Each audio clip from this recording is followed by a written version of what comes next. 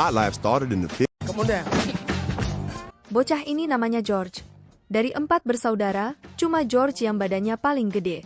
Karena hidup miskin, sang ibu sampai harus membagi makanan jadi 5 agar semua bisa makan. Meski kehidupan keluarga mereka miskin, ibu mengajarkan anak-anak agar jangan mengeluh dan selalu bersyukur. Sebelum makan, ketika yang lain fokus berdoa, ekspresi George justru terlihat bete. Baginya, dalam kehidupan miskin serba kekurangan ini, Tuhan itu cuma omong kosong. If you get held back another year, you won't fight.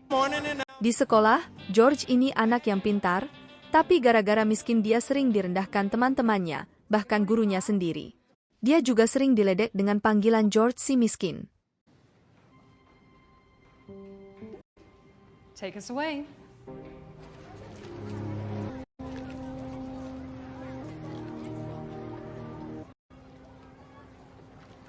How about this nasty skin? What's that? Hari itu, George yang muak diledek terus pun akhirnya menghajar temannya lalu pergi meninggalkan sekolah. 7 tahun kemudian, terlihat George kini sudah berusia 18 tahun. Akibat putus sekolah dan tak punya ijazah, George terpaksa mencari uang dari mencuri. Malam itu, waktu sedang beraksi, George kaget ternyata korbannya adalah polisi. Beruntung dia berhasil kabur.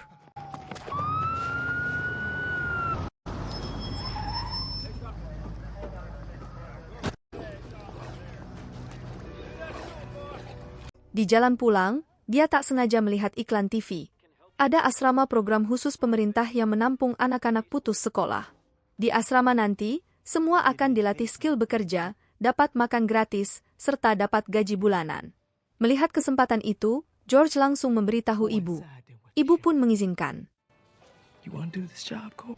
Don't come running back home because you miss it. I will.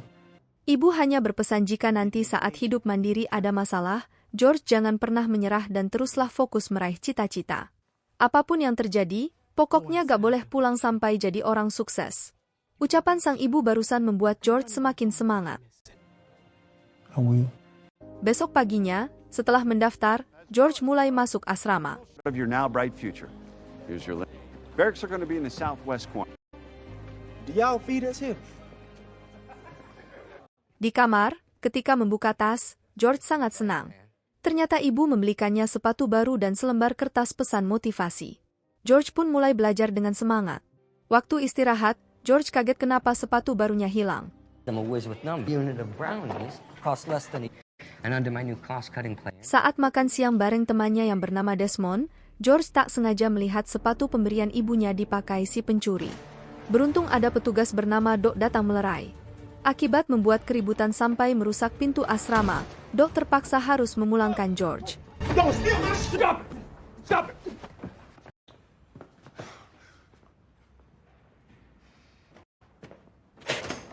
Property you destroyed back there. Now, Mama worked hard to give me those. Di mobil, waktu mau diantar ke halte bis, George terus memohon agar tak dipulangkan.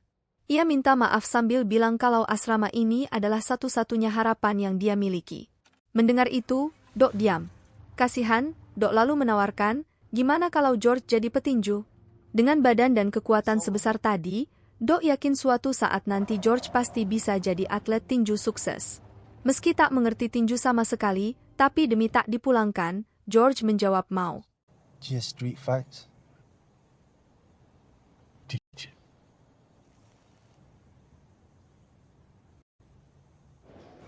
Di tempat latihan, setelah memakai perlengkapan, Doc menjelaskan beberapa aturan di dalam ring. Ketika semua siap, George pun memulai latihan pertamanya. George kalah telak. Karena kesal ditertawakan, George pergi.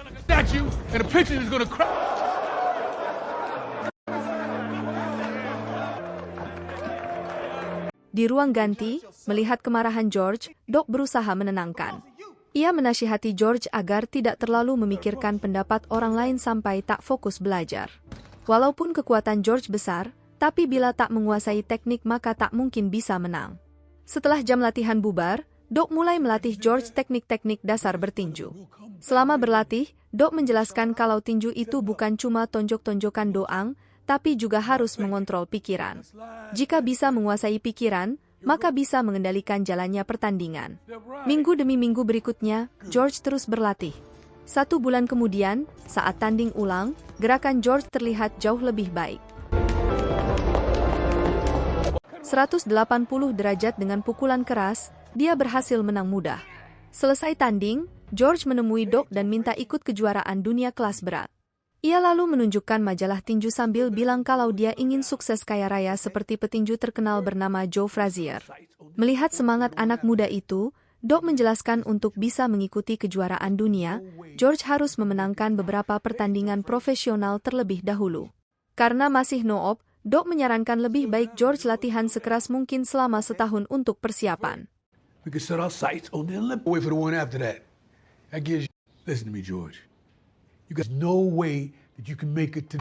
Setelah 1 tahun lamanya berlatih, pada tahun 1968, George akhirnya ikut pertandingan seleksi kelas amatir di Meksiko. Selama pertandingan, George terus disudutkan pihak lawan. Beruntung dia bisa membalikkan keadaan. George menang dan berhasil lolos seleksi. Kini dia sudah bisa bertinju di level berikutnya, yaitu level profesional. Sepulang dari Meksiko, dengan gembira George menemui sang ibu. Melihat kesuksesan putranya, ibu sangat bangga.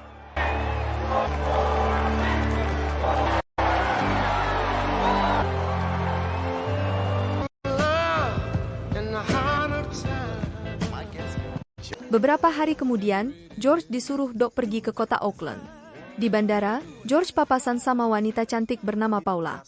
Setelah kenalan dan tukaran nomor telepon, mereka berdua pun berpisah.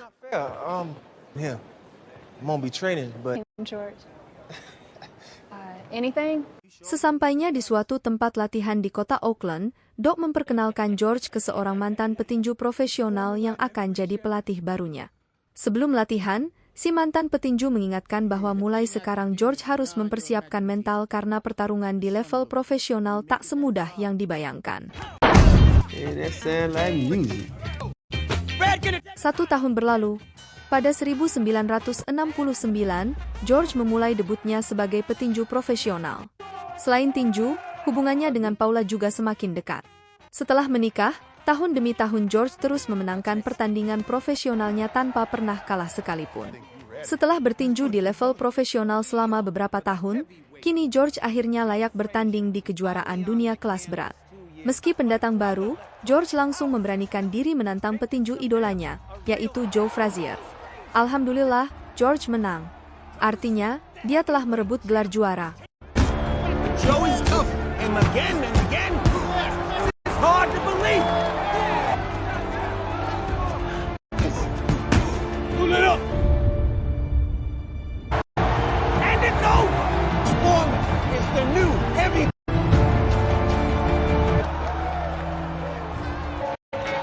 Untuk merayakan kemenangannya, acara pesta digelar, dan teman lama George waktu di asrama, yaitu Desmond, juga hadir memberi selamat. Melihat kesuksesan sahabatnya, Desmond sangat bangga. Karena sekarang sudah kaya, George minta Desmond jadi asisten pribadi sekaligus akuntan untuk mengurus keuangannya. Mendengar tawaran itu, Desmond mau.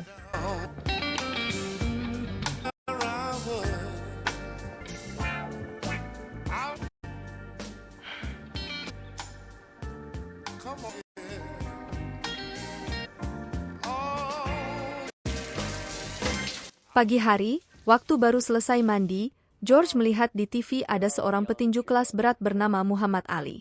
Ali di situ terus mengomentari teknik tinju George sambil menantangnya berduel. Mendengar provokasi Ali, George merasa tertantang. Siang hari di rumah, George mengundang ibu dan saudaranya untuk merayakan ulang tahun putri kecilnya.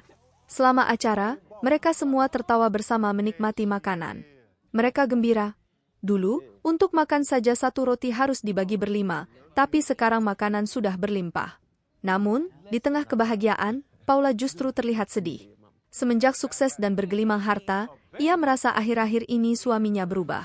George terlihat sudah tak mencintai Paula lagi. Selesai acara, karena lelah dengan sikap George, suami istri itu pun ribut besar hingga akhirnya Paula minta cerai. Yes. You should just tell me their names so I don't have to. I don't have... 1 tahun kemudian, pada tahun 1974, George menerima tantangan Muhammad Ali. Malam hari, ketika semua siap, big match pertandingan antara George melawan Muhammad Ali pun dimulai. Ronde demi ronde George selalu berusaha menyerang Ali, tapi karena terus-menerus menyerang, staminanya habis di ronde ke-8. Melihat pukulan George semakin melemah, Ali pun menyerang balik.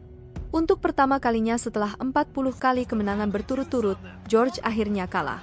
Artinya, gelar juaranya kini telah direbut. My turn.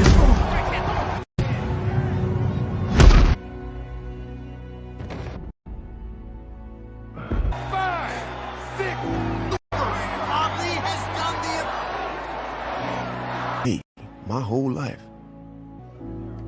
Selesai pertandingan, dengan sangat kecewa George pulang ke rumah. All I could see. I promise. 6 bulan berlalu, suatu malam demi menaikkan kembali reputasinya, George menantang 5 orang petinju duel sekaligus. Ali di situ juga hadir menyaksikan, namun meski George mengalahkan lawan-lawannya, para penonton justru bersorak memanggil-manggil nama Ali. Karena emosi, George menantang duel ulang, tapi Ali menolak. Crowd is cheering. You give me scared. Scared of him. Let me go, Howard. Let me go, Howard. Hey, come on in here. Go ahead, man. Di ruang ganti, melihat muridnya frustasi, Doc mencoba menemani. Tak lama kemudian, George mendapat surat yang mengabarkan kalau sekarang adik perempuannya sedang melahirkan tapi kondisinya kritis. George pun bergegas ke rumah sakit. Di rumah sakit, setelah mendengar cerita ibu tentang kondisi adiknya, George shock. Satu-satunya harapan hanyalah keajaiban Tuhan.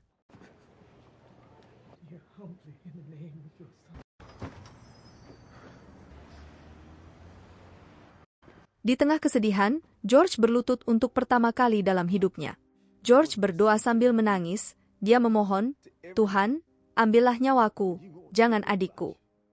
Sepanjang malam George terus berdoa tanpa henti hingga Somebody. Sister baby, man. pagi harinya ketika terbangun, sang ibu memberitahu kalau adik dan bayinya berhasil selamat. Mendengar kalimat itu, George seakan tak percaya. Ternyata Tuhan benar-benar ada. Tuhan benar-benar mengabulkan doanya. Whatever you said to him. 3 tahun kemudian, suatu hari terlihat George sedang bertanding dengan petinju kelas berat bernama Jimmy Young. Namun akibat trauma karena kalah melawan Ali dulu, kemampuan George seperti menurun. George kalah. Di ruang ganti saat sedang frustasi, tiba-tiba tubuhnya terasa aneh.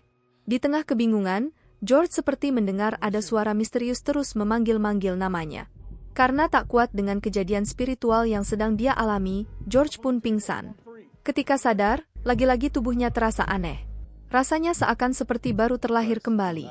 George di situ terus menyebut nama Tuhan lalu menyiram tubuhnya dengan air. Semenjak kejadian itu, George jadi rajin beribadah. The Holy Spirit.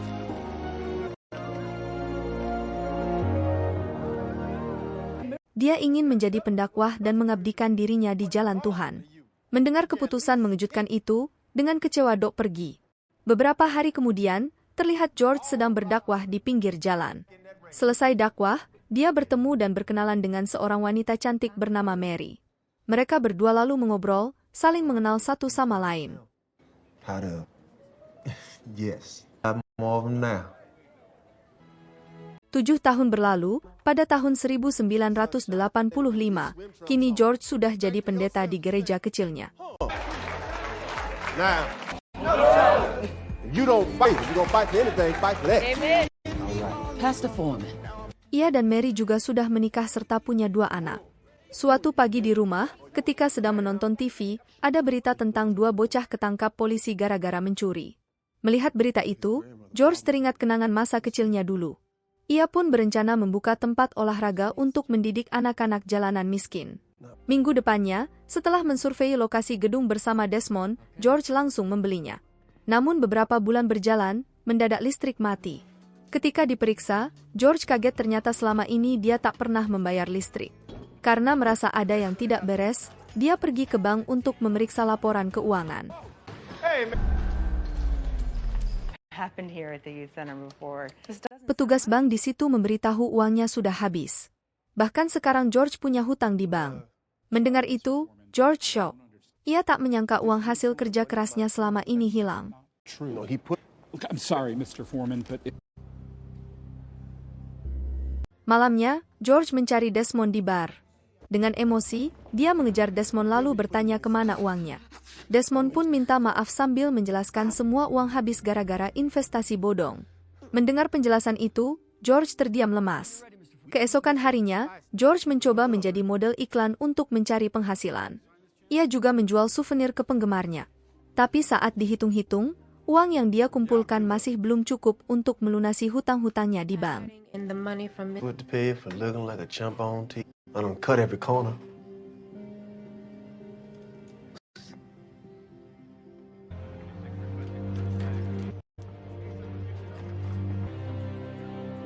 Besoknya, karena tak bisa membayar hutang, pihak bank terpaksa menyita gedung olahraga George.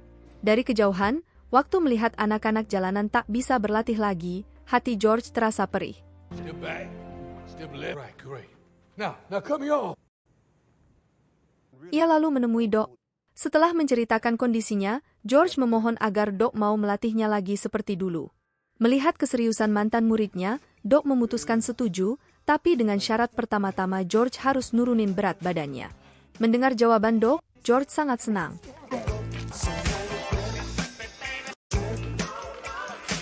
Beberapa bulan kemudian, George mulai latih tanding. Namun karena faktor usia, stamina George tak lagi sama. Ia dengan mudah dikalahkan. Pada tahun 1987, setelah 2 tahun berlatih sekeras mungkin, What scares me the most about tonight?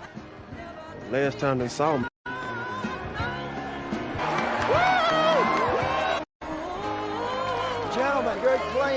George pun mencoba menantang petinju profesional. George menang. Berita tentang kemenangan dan kemunculan kembali George juga viral. Your vision. This part. Pertandingan demi pertandingan pun terus dia lalui hingga akhirnya George berhasil kembali memasuki kejuaraan dunia kelas berat lagi.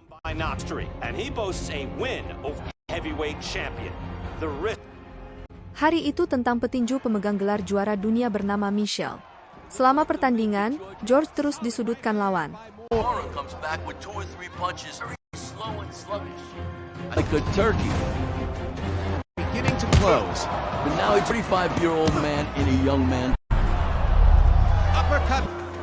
Oh, God, protect him. Di ronde 9, ketika jeda, karena khawatir, Doc mencoba menghentikan pertandingan tapi George menolak. Dengan tenang, George memberi isyarat kalau dia pasti akan menang. I've changed. Son, no shame. Okay.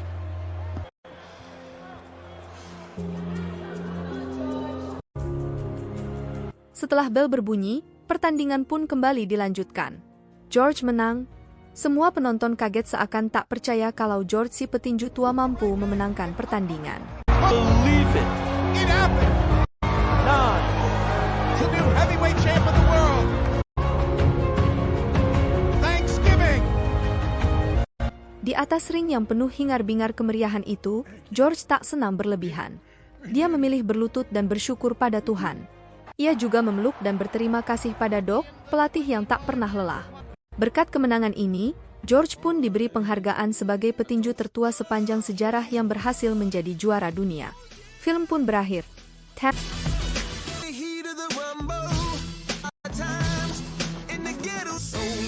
The